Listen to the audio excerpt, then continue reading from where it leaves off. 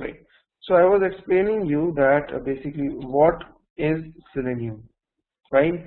And the best question, the best answer would be if you go to the site seleniumhq.org. Go to this website and the first line written out here is Selenium automates browsers. That's it, right?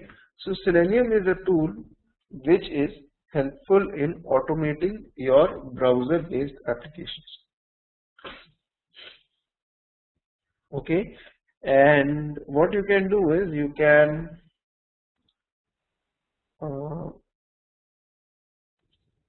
look at this small presentation out here. Basically, in the beginning when Selenium came up, there were three things in the market.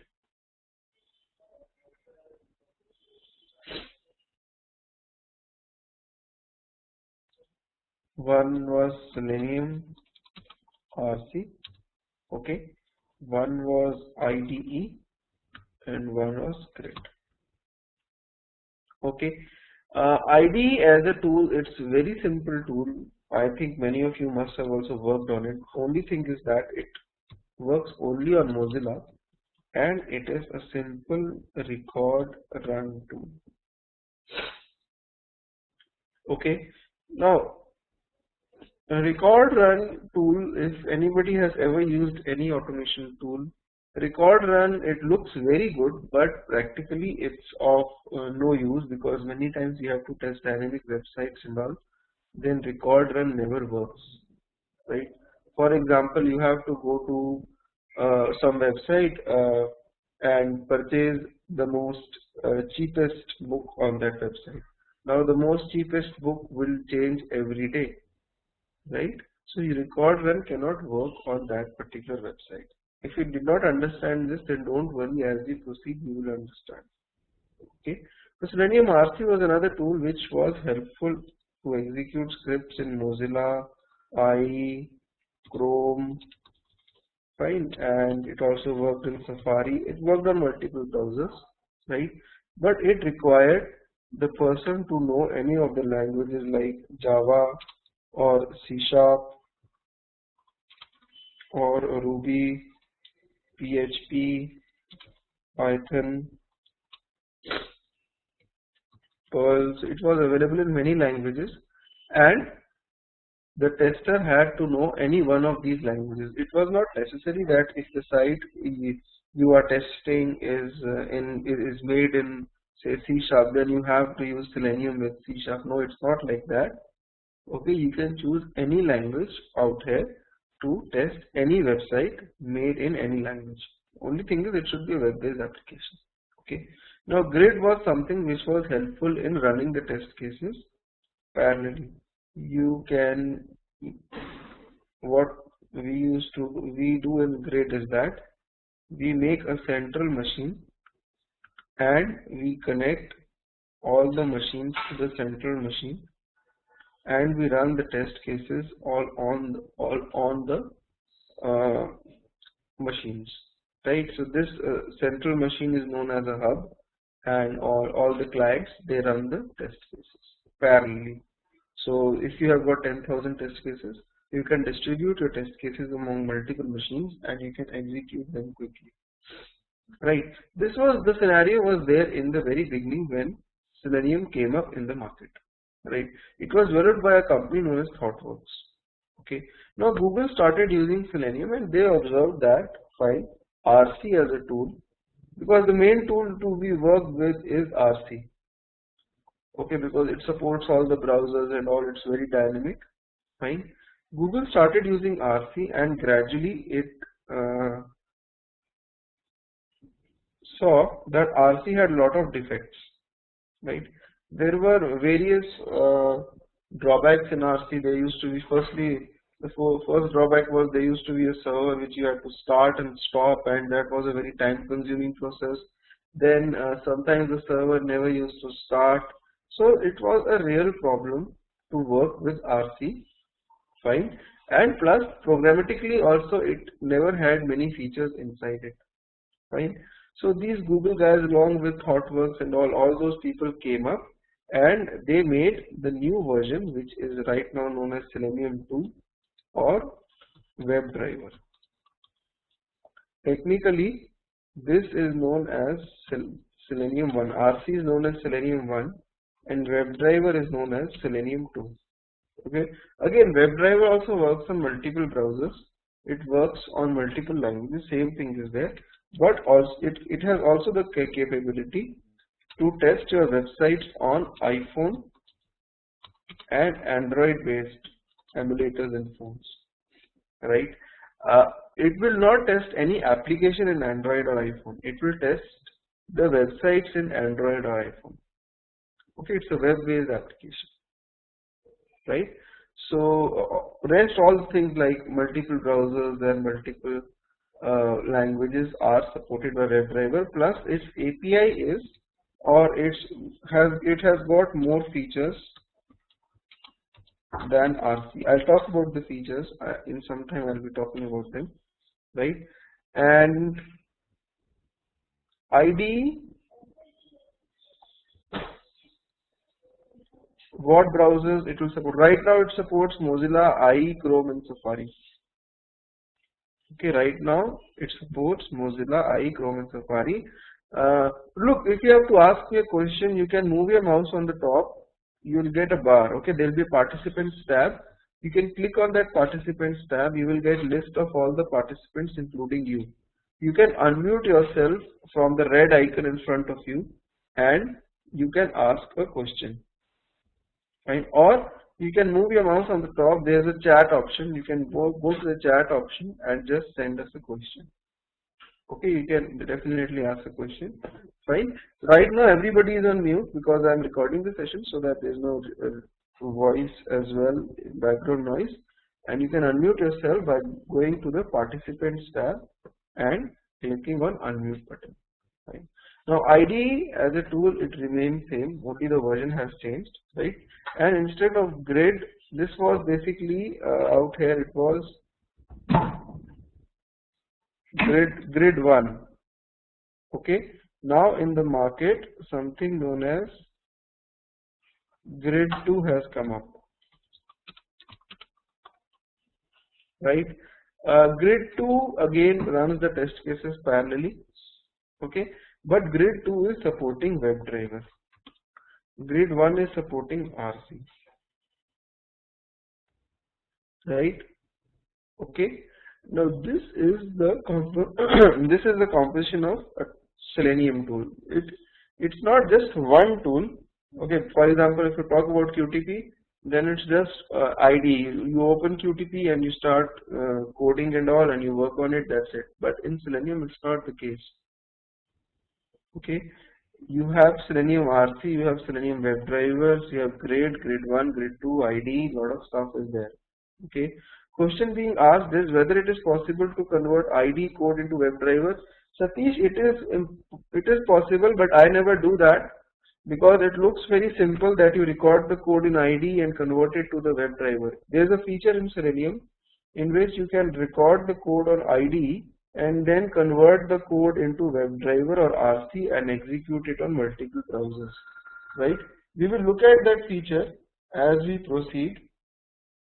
Right, but it's not a good thing to do because these days all the websites are dynamic websites. Okay, on the dynamic websites, right, it's not feasible to actually record run. I just gave you an example. So for example, you have to go to a website that is suppose a ticket booking website, and you need to book tickets from one destination, one source to another destination, right? Flight tickets, for example, right? If you go there today, the flight the most cheapest flight would be for say rupees 100, right? And suppose if you go there after 10 days, the cost might vary, or the flight might vary, the flight might change. So you cannot record the script today and run the same script after 10 days because the flights may change, right? So That's why we do not support record run, or we do not these days. Record run is not at all encouraged. Fine. So don't convert your scripts from IDE to, just write directly the scripts and ask your Webdriver. Okay, right. Now this was a brief overview about how the Selenium tool works, what is Selenium, right? So the first thing which we need to do is that we need to learn Java language, okay, and then only we can move forward and work with Selenium. The question arises is, to which extent do I need to learn Java language? Well, you need to have a good knowledge of Java.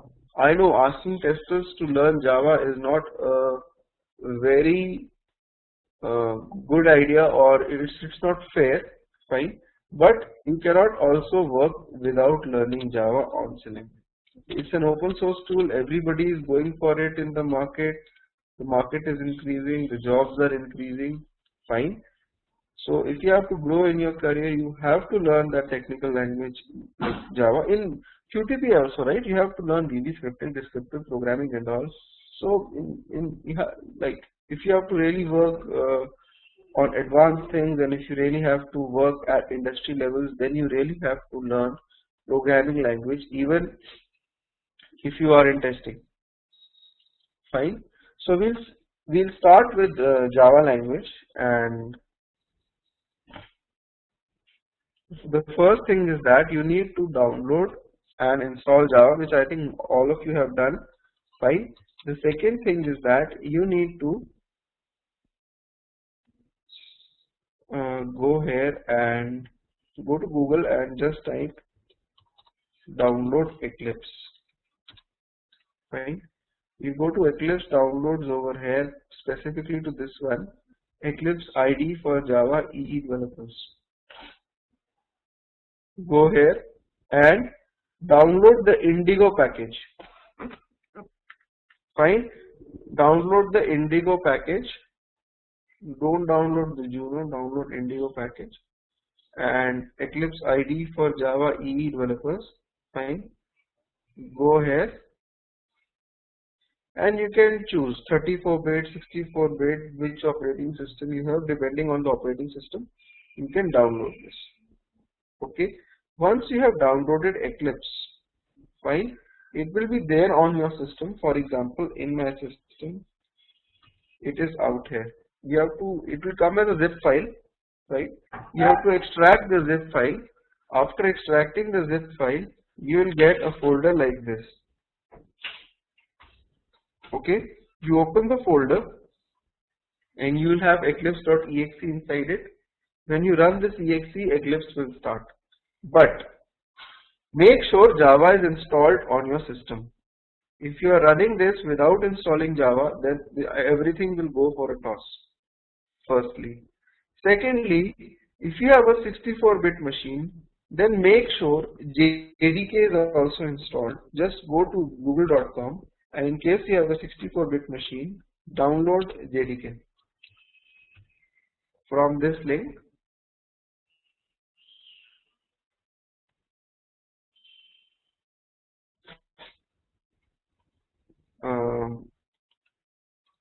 From this link, you need to download JDK.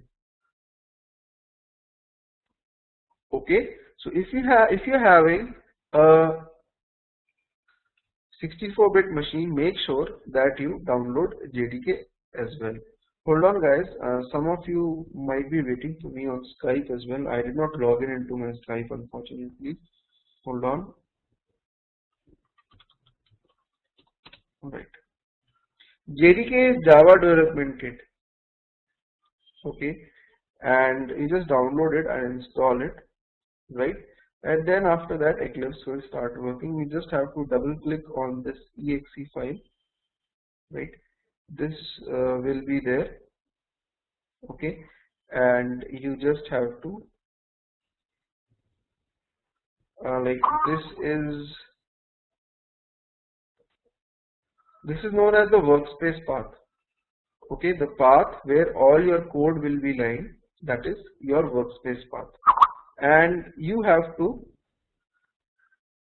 okay, question being asked is if I have a 32-bit, not really. If you have a 32-bit machine, just install normal Java, okay, JRE, everything will do. But if you have a 64-bit machine, right, you really don't need to actually, sorry, you need to install JDK in that machine.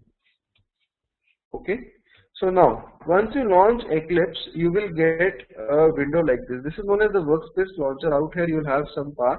This path represents the code, the place where you will be storing all your Java projects and code and all while working with Java language, right?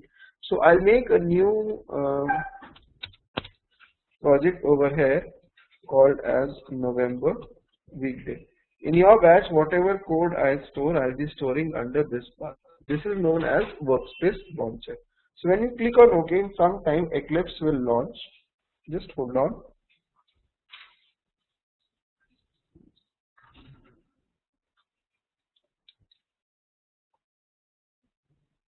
Just hold on. Eclipse is launching. It takes some time. It will take some time to load Eclipse.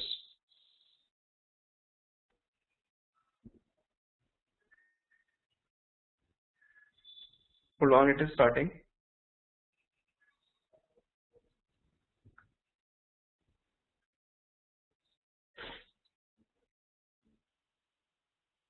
Right. Okay, this is the welcome screen. Okay, and you can close the screen from here, right, and you'll get a window like this. Many of you must have worked on Eclipse. Many of you must be knowing what I'm teaching right now. Okay, but I'm teaching you in steps. I'm not directly jumping over to Webdriver or something. By tomorrow I'll be starting with the advanced conception also. Let's start with the basics and then move over to more complex things, right? So this is the central portion where you'll do the coding. On the left side, this is the package explorer. Okay, out here you'll keep all the projects, and in the bottom you will see the results. Okay, now what you need to do is that the first thing is that in Eclipse, to work with Java, you need to first create a new Java project. Okay, so you need to go to the file menu, file, new, project.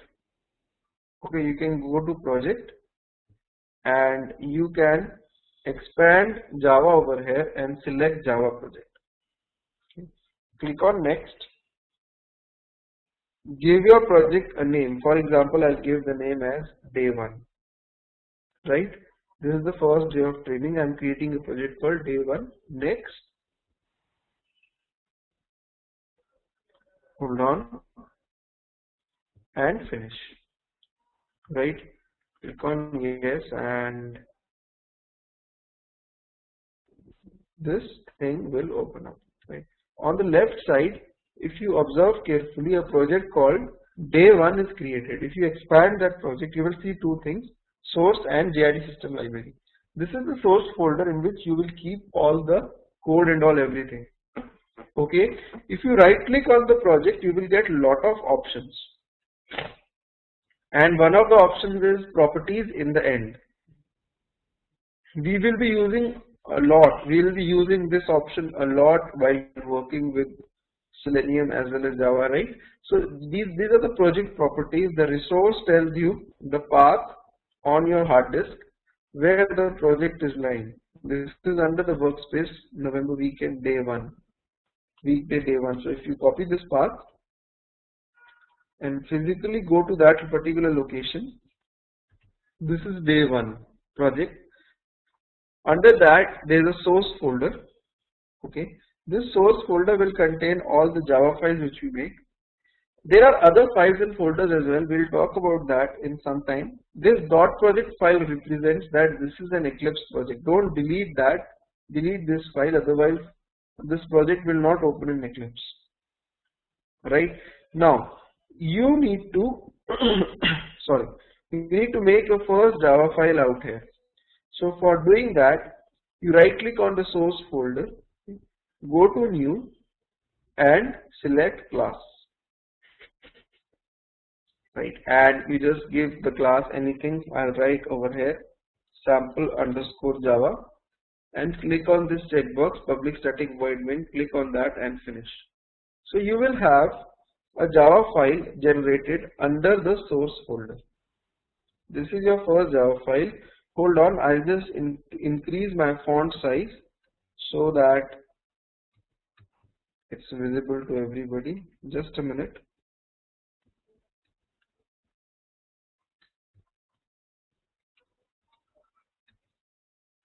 Right. Okay. Now out here, these are the comments. You can remove the comments. The first line says that public class sample Java. What is public over here? What is static over here? What is void? So it's not feasible to explain everything in one go, but please be patient. For some time, just accept the things as they are, and as I proceed with the course, as I take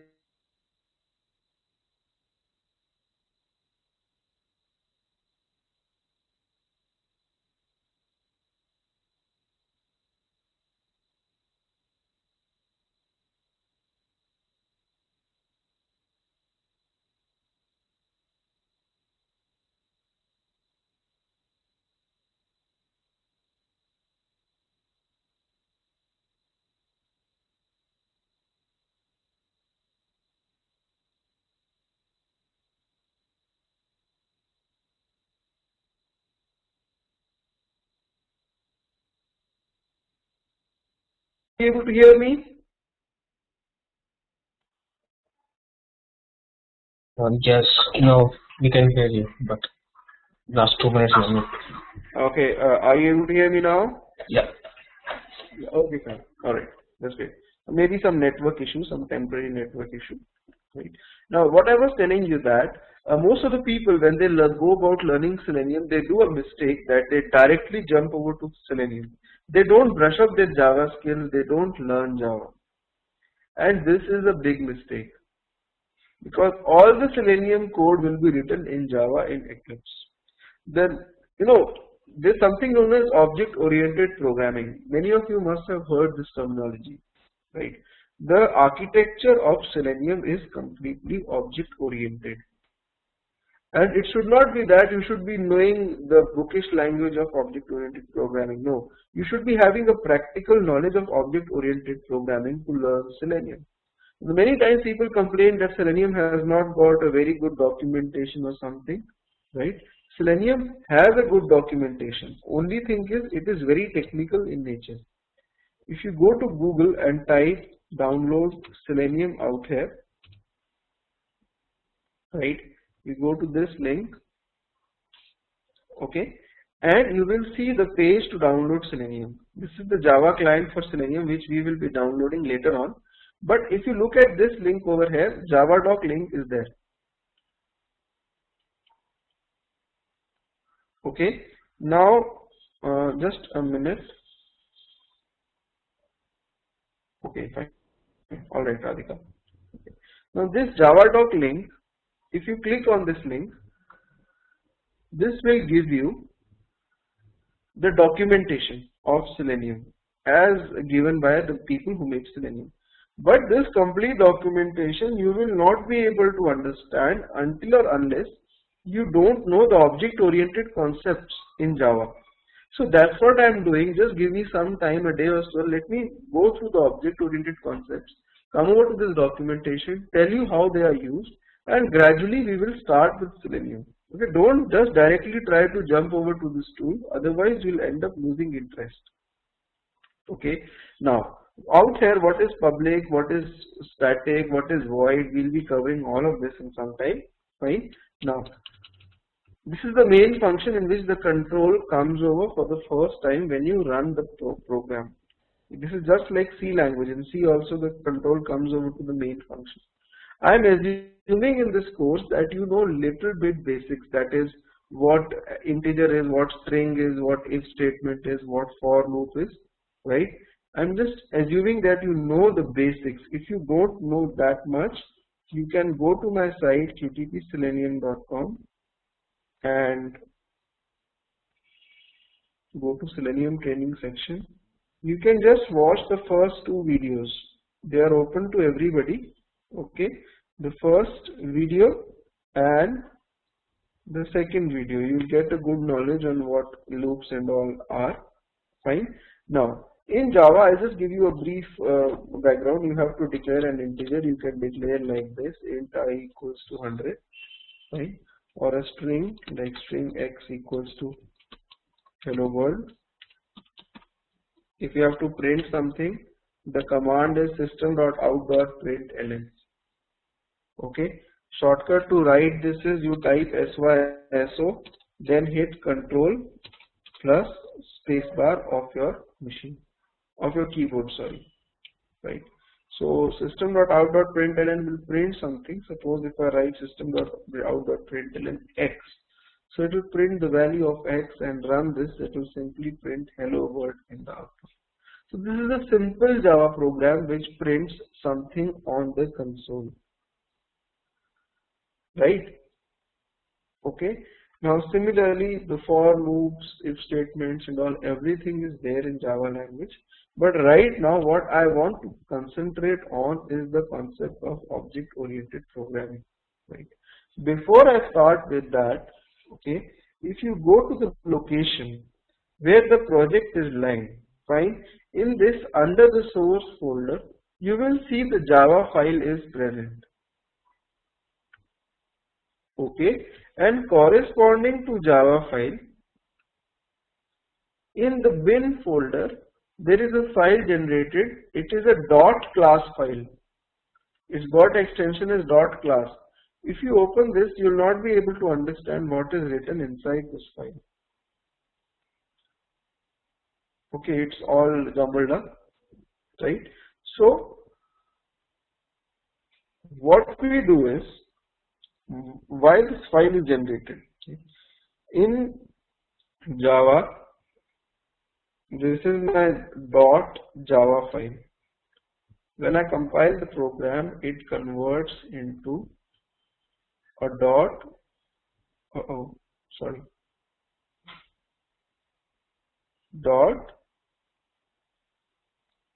class file. Okay, and this class file is machine independent. You can run it on any operating system like Windows or Solaris operating system or Linux, or you can execute it on Unix. Fine. So this class file is platform independent. That's why Java is platform independent, and that's why many people prefer working with Selenium with Java. The thing is, you make the script on your local machine, maybe on Windows, then you can deploy the Selenium code which you have made on a Unix based machine and execute the same code on Unix. It is a platform independent programming language. Okay, so you can make the code on one operating system, run it from other operating system. It becomes very easy to do so. Fine. Now, if you are making a project, suppose if you are making a project, in this project I just made one Java file. What if I end up making 1000 Java files? There are a lot of Java files which I end up making, right? And then each of these Java files will be converted into class files. All the 1000 class files will be present. Okay, so this is the cluster of my .java files. This is the cluster of my .class file, because every Java file will be converted to a class file. But on a large scale, when we have a big project with us, right, you will have number of class files with you. Okay, now if you have to deliver all those class files to the client tells you, fine, give me the project. So you will not give the source code, but you will give the class files to client. Okay, now how do you give the class files? Right, in Java, what we do is that you can say that you can zip the class files and give it to you or something. In Java files, we zip them, but we zip them in a single file which is known as a jar file, and we give to the client. Jar file is nothing but a combination of many class files. You complete a project, you make 100 Java files, convert 100 Java files into class files. You put all the class files together in a file known as jar file and deliver it to the client. Fine. This is what exactly happens when you install Java on your system. In your project, if you look carefully, this is a source folder, and this is something known as Java JRE system library. This is actually Java which is installed on your system. Okay, it is currently associated with the current project. If you expand it, you will see that there are many jar files associated in Java. These jar files, they are downloaded onto your system when you download Java from internet. Okay, they come over to your, yes, Java archive, yes, kind of, yeah. So these jar files will have many inbuilt classes which you can use. For example, if you expand rt.jar, you will see that it's got many class files inside it. These class files are given by people who made Java language. Okay, these classes have got many useful features which can be used to work with Java language. For example, there is an inbuilt class known as date, right? This class can be used to work with current date, or there is an inbuilt class known as time. So this class can be used to work with current time or something. So all these classes are inbuilt. Fine. But these are the classes these are the jar files which are provided by the guys who made Java language. Okay. Now guys who made Selenium, they made their own set of jar files, and they asked us to download those set of jar files from their website. Okay, this is right now we don't have Selenium with us. Okay, Selenium Webdriver, I am talking about Webdriver out here. It is not installed. There is no exe file for Selenium. I have seen many people talking that I am not able to install Selenium. Where do you install